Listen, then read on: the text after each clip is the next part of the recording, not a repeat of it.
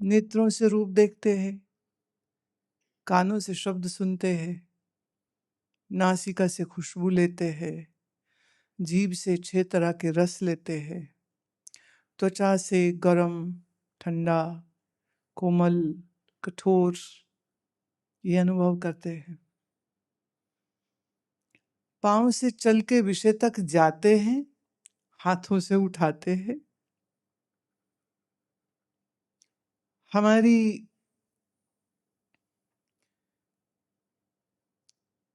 एक इंद्री, कर्म की इंद्री जो है, मल त्याग की, गुदा, तो ऑफ कोर्स जब खाएंगे पिएंगे तो जो उसका रफेज होगा वो बाहर निकलेगा। और मूत्रेंद्री, शरीर से अनावश्यक जो जल है पूरी प्रोसेस के बाद बाहर निकलता है। और फिर ये जननेंद्री जो है, ये काम सुख के लिए भी है, प्रजनन के लिए भी है। तो मनुष्य की 5 ज्ञान इंद्रियां और मनुष्य की 5 कर्म इंद्रियां, तो कुल 10 इंद्रियां। आप सुनते हो ना रामायण में कि रावण के 10 सिर थे। तो कल्पना से लोग सोचते हैं कि सिर के साथ ऐसे सिर होंगे, 5 एक तरफ 4 एक तरफ, कि गिनो तो 10 सिर दिख जाए। पर उसका अभिप्राय वास्तव में यह है 10 मुंह हैं, मतलब 10 इंद्रियां हैं जो आपको विषय के साथ जोड़ती हैं। और विषय सुख के लिए जो रोता है वही रावण। तो उस नाते हर विषय एक रावण।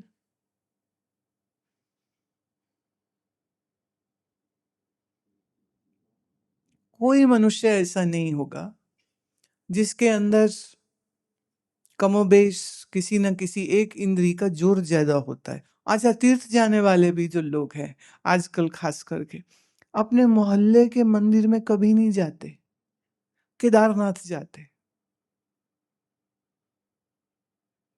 सोचने की बात। मोहल्ले के मंदिर में जो भगवान का स्वरूप है वो नहीं पसंद, इस जगह जाएंगे। तो क्या सच में वो भक्ति के लिए जा रहा है या घूमने जा रहा है? मतलब लॉजिक आप लगा लो, मैं नहीं कुछ कह रही, मुझे कोई आपत्ति नहीं। तुम रोज घूमो, हाँ रोज घूमो, 12 ज्योतिर्लिंग है, सब जगह जाओ, कैलाश मानसरोवर है वहां भी जाओ, सब जगह जाओ, मुझे क्या आपत्ति। पर सोचने की बात है, क्या शिव भक्ति के लिए जा रहा है? पूज्य स्वामी शिवानंद जी महाराज, डिवाइन लाइफ सोसाइटी ऋषिकेश, वो कहा करते थे कि तुम अपने मन को शांत एकाग्र करो, जहां बैठे हो शिव वहीं प्रकट हो जाएंगे।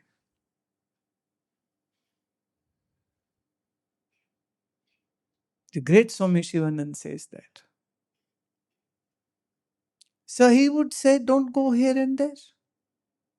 If you are a true devout of Shiva, and if you do your upasana, your bhakti properly, then you will have the communion, the darshan, the vision of Shiva right wherever you are. You don't have to travel on foot to go to high mountains and looking for Shiva. Shiva was right there where you were. But it is Kali Yuga. So nobody is interested in real Shiva. They are more interested in that traveling. So खाने पीने वाले लोग, घूमने वाले लोग, दो तरह से, एक वो है जो शहर शहर घूमते, फिर कोई तीर्थ तीर्थ घूमते हैं, कोई खाने के लिए घूमते हैं, कोई देखने के लिए घूमते हैं, कोई सुनने के लिए घूमते हैं। तो सब लोग इंद्रिय के इस सुख में लगे हुए हैं। देश में अपने घूम लेंगे तो फिर कहेंगे अब स्विट्जरलैंड जाते हैं, अब फ्रांस जाते हैं, अब इटली जाते हैं, अब वहां जाते हैं, अब यहाँ जाते हैं। फिर जब ये भी सब पूरा हो जाएगा तो फिर क्या करेंगे? तो चैन तो मिला नहीं, मन तो अभी भी तड़प रहा है।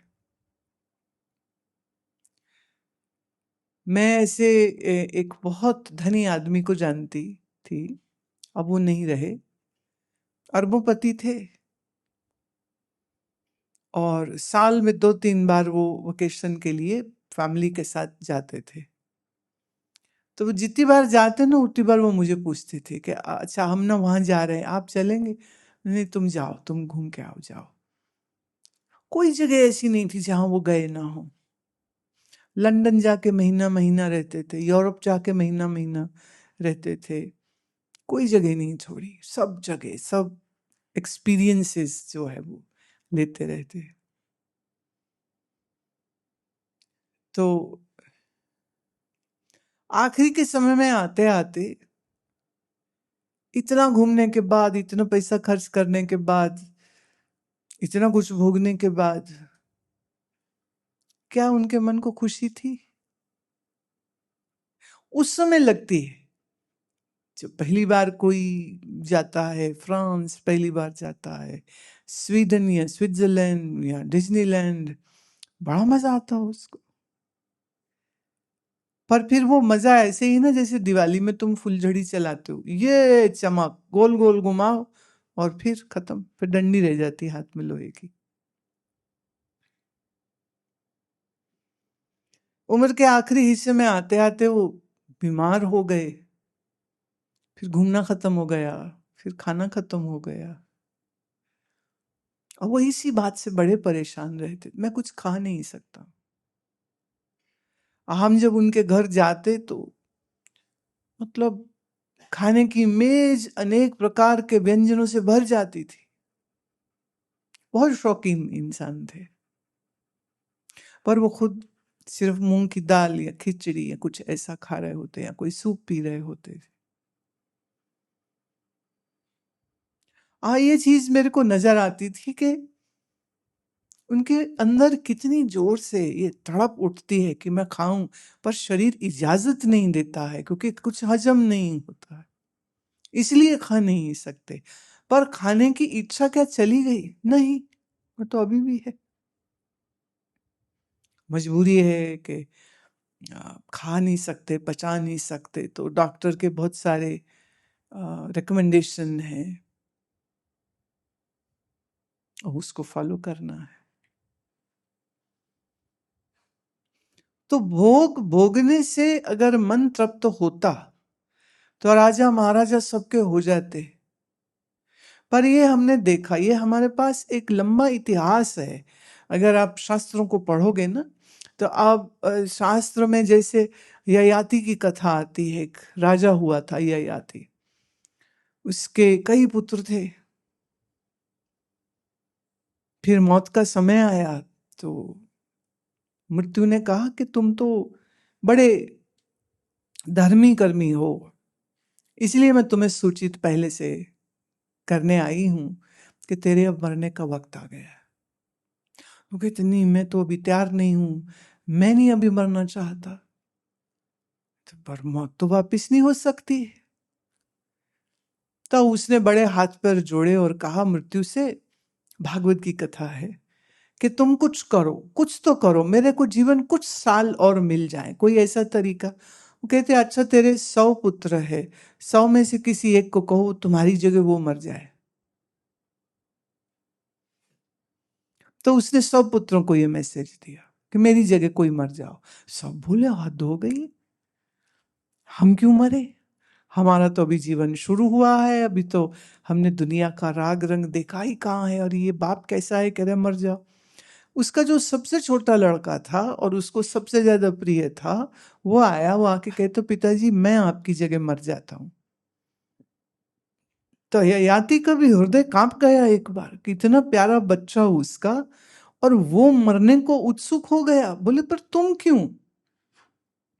कहते पिताजी आप अकेले राजा थे, 100 हम भाई हैं, हम 100 भाई मिलकर के भी आपके जैसी ताकत, आपके जैसा शौर्य, आपके जैसा धन राजपाट हम एक अकेले कुछ नहीं बना सकते, आपने अकेले ने सब कुछ बनाया। आपके इतने बच्चे हैं, इतना भोग सामग्री है, और फिर भी आपका मन तो भरा नहीं, अभी भी आप कह रहे हो कि मैं मरना नहीं चाहता हूं। तो मुझे ये समझ लगी कि आपकी जायदाद के 100 हिस्से अगर होंगे तो हमें तो क्या ही मिलेगा। आप पूरा भोग के भी अतृप्त हो, हमें तो एक हिस्सा छोटा सा मिलेगा, उससे हमको तृप्ति कैसे होगी। तो आपके जीवन से तो मैंने ये शिक्षा ली है कि भोग भोगने से कभी मन को तृप्ति नहीं आ सकती। तो ये तो बेकार है फिर सब कुछ। तो जब तुम्हारी इतनी लंबी उम्र में जाकर के भी यही समझ आएगी, तो मुझे तो अभी समझ आ गई है, तो मुझे ये व्यर्थ का जीवन जीना ही नहीं। मृत्यु कहती है कि ठीक है, फिर तुम चलो। तो कुछ अवधि मिल गई, जो उसकी आयु थी कहते उसको मिल गई। फिर उसकी आयु खत्म हो रही थी, मौत ने फिर कहा अब चलो। वो कहता नहीं, अभी नहीं मैं जा सकता हूँ, मुझे अभी और जीना। और कहानी यूं जाती है कि अंततः बहुत मुश्किल से, बहुत तकलीफ से ययाति को फिर ये बात समझ लगी कि 100 साल क्या और 1000 साल क्या कि 10,000 साल भी संसार को भोग लो, मन की तृप्ति कभी नहीं हो सकती। और फिर उसने अपने आप को तैयार कर लिया कि अगर अब शरीर जाए तो बस चला जाए, अब मैं अपने किसी बच्चे को नहीं कहूंगा कि तुम मेरी जगह में मर जाओ। ययाति की कथा इस बात का संकेत है, इसको हम कहते हैं अतिशयोक्ति है, ये एक अतिशयोक्ति है, एग्जैजरेशन है ये। मतलब आपके तो 100 पुत्र होने नहीं वाले, उसके थे। आप उतने बड़े महारथी राजा होने नहीं वाले, और वो था। और फिर भी वो तरस रहा था, फिर भी उसका मन प्यासा था संसार के लिए, फिर भी वो और भोग भोगना चाहता था। तो ये कथा हमको ये एक मैसेज देती है कि ययाति जैसा सम्राट अगर दुखी, अधूरा और अतृप्त था, तो तुम तो क्या ही पूर्ण करोगे। तो विषय को विष समान जब तक देखेगा नहीं, विष मतलब ये नहीं कि ये जहरीले है, अब 4 रसगुल्ले ज्यादा खा लोगे या आंख से दुनिया के अच्छे नजारे देख लोगे, उससे कोई पाप थोड़ी हो जाएगा। ना ना ना, पाप नहीं है।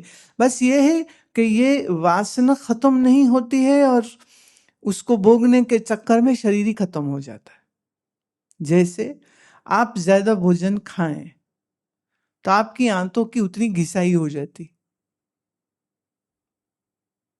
See, the more difficult food, like difficult to digest food if you eat, chickpeas, rajma, and curd in the evening, and ice creams, these are like, will take a great toll on your body.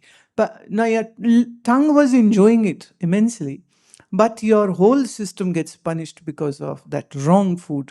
Body takes long time to digest. All the energies are gone there in the digestion.